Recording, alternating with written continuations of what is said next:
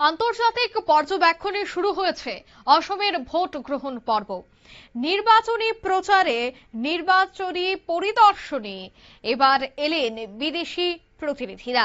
আমরা এর আগেও তুলে ধরেছিলাম যে নির্বাচন কেমন হয় ভারতে, অসমে কিভাবে হবে এই নির্বাচন প্রক্রিয়া তা খতিয়ে দেখতে বিদেশ থেকে প্রতিনিধি দল ভারতে আসবে।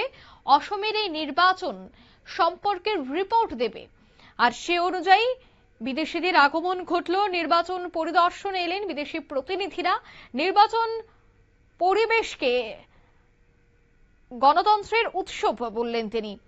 সে বিষয়ে বিস্তারিত জানবো। টেলিফোন লাইনে যুক্ত হয়ে গেছে প্রতিনিধি সম্রাট চৌধুরী। সম্রাট, কি জানতে পারছো? বিধানসভা নির্বাচন চলছে এবং অন্যান্য কয়েকটি রাজ্যে যে উপনির্বাচন চলছে, তার মধ্যে আসামের যে নির্বাচন রীতিমতো আন্তর্জাতিক পর্যায়ের কিন্তু একটা গুরুত্ব পেয়েছে। এই নির্বাচনে তোমার নির্বাচনের যে প্রক্রিয়া, যে পরিবেশ, এই বিষয়গুলি পরিদর্শন করার জন্য ইতিমধ্যে আজ কিন্তু আসাম সফরে রয়েছেন 8টি আলাদা আলাদা দেশের নির্বাচন প্রতিনিধিরা, যারা গোটা আসামের যে নির্বাচন প্রক্রিয়া, নির্বাচনের পরিবেশ, ভোটারদের বিভিন্ন রকম অধিকার ব্যবস্থাপনা থেকে শুরু করে যাবতীয় সমস্ত প্রক্রিয়াতে কতটা গণতান্ত্রিক পদ্ধতি মানা হচ্ছে সেই বিষয়গুলি পর্যবেক্ষণ করবেন। ইতিমধ্যে সকাল 7টা থেকে এই ভোট পর্যবেক্ষণে কিন্তু নেমে গেছেন 8 দেশের প্রতিনিধি, এবং তারা ইতিমধ্যে আসামের যে নির্বাচন তাকে কিন্তু রীতিমতো গণতন্ত্রের উৎসব বলে আখ্যা দিয়েছেন। আসামে আজ যে পর্যায়ে ভোট হচ্ছে এবং এরকম এখন পর্যন্ত আসামের নির্বাচনে কিন্তু বড় কিছু অঘটনের বা কোনো ধরনের বিশৃঙ্খলার খবর উঠে আসেনি।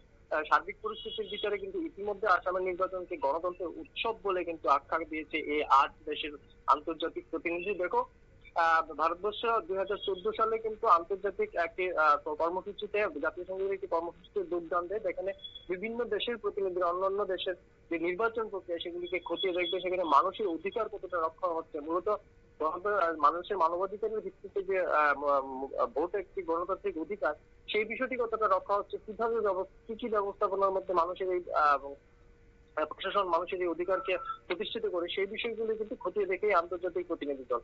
ভারত থেকেও প্রতিনিধিরা বিভিন্ন সময় বিভিন্ন দেশে গিয়ে থাকেন। সম্প্রতি বাংলাদেশ নির্বাচনেও কিন্তু একই রকম ভাবে ভারতের প্রতিনিধিরা, এমনকি আমেরিকার প্রতিনিধিরাও কিন্তু উপস্থিত ছিলেন।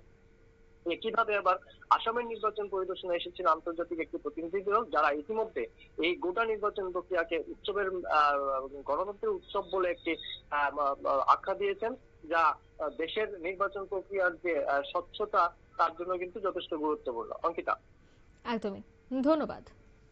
অর্থাৎ এ বিষয়ে কিন্তু নির্বাচনী আধিকারিকরা একদিকে তো রয়েছেন, ঠিক অন্যদিকে বিদেশ থেকে যে প্রতিনিধি দল ভারতের অসমে এসেছেন নির্বাচন সম্পর্কে জানতে, তাদেরকেও কিন্তু সঠিক তথ্য এবং কিভাবে চলে এই নির্বাচন প্রক্রিয়া সেটা বুঝিয়ে দেওয়া হচ্ছে। নিয়ে নিচ্ছি ছোট্ট একটি বিজ্ঞাপন বিরতি, সঙ্গে থাকুন।